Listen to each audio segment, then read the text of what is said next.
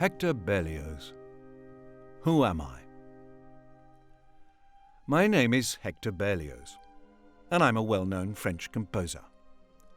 I was born in 1803 in a small town in the south of France, where my father was the local doctor. My family wanted me to be a doctor too, and sent me to Paris to study medicine. But I had already developed a passion for music, and it was hugely increased when I had my first experience of opera in Paris, and later when I discovered the magnificent music of Beethoven. So I decided to be a composer, much against the wishes of my family. I had a hard time for a while learning how to compose. I had to sing in a vile theatre chorus and take on any other work I could get to pay the rent.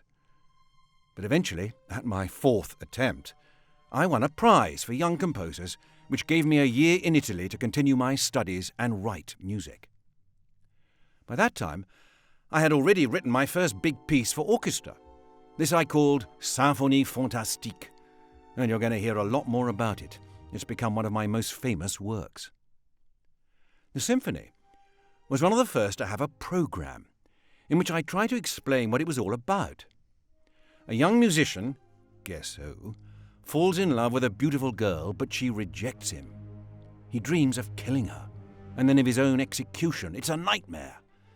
Finally, he sees his loved one dancing among a group of witches. When I wrote it, I was actually in love with an Irish actress called Harriet Smithson. And although she was much more famous than I was then, I did eventually persuade her to marry me. Our marriage wasn't happy for long, and for much of my life I struggled to make a decent living. My main income came from working as a music critic, which I hated.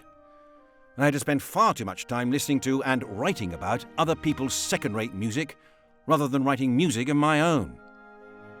What makes my music special?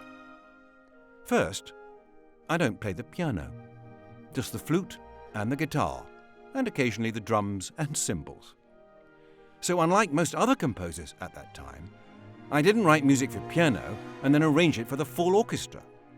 Right from the start, I thought of it being played by an orchestra and heard it in my mind with all the different instruments.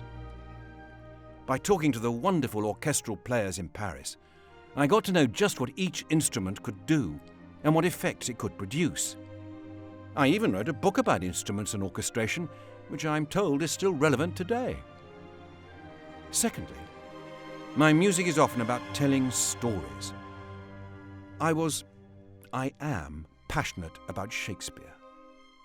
My first experience of Shakespeare was actually seeing Harriet starring in Hamlet and Romeo and Juliet. That was how I fell in love with her. Several of my works are based on stories from Shakespeare's plays. I also adore Virgil, the Latin poet. My grand opera, The Trojans, is based on Virgil's Aeneid, but I managed to sneak some elements of Shakespeare into it as well.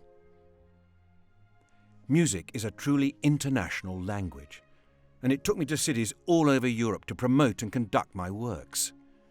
I was often in Germany, and even went as far as Russia. And I made 5 visits to London as well. I became one of the top conductors of my time, and got to know virtually all the leading European musicians and artists.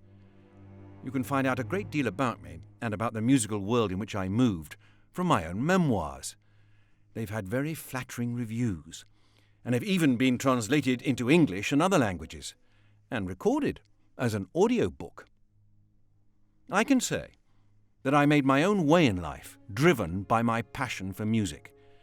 I had to be pretty resourceful, combining roles as composer, conductor, writer, impresario, and entrepreneur. I set myself challenging goals, and always fought for the highest standards in every aspect of music. Above all, I tried to create music which would stand the test of time, even in your modern world. I devoted my life to expressing human feelings and emotions through the stories I told in my music. Stories which I believe words alone cannot do justice to.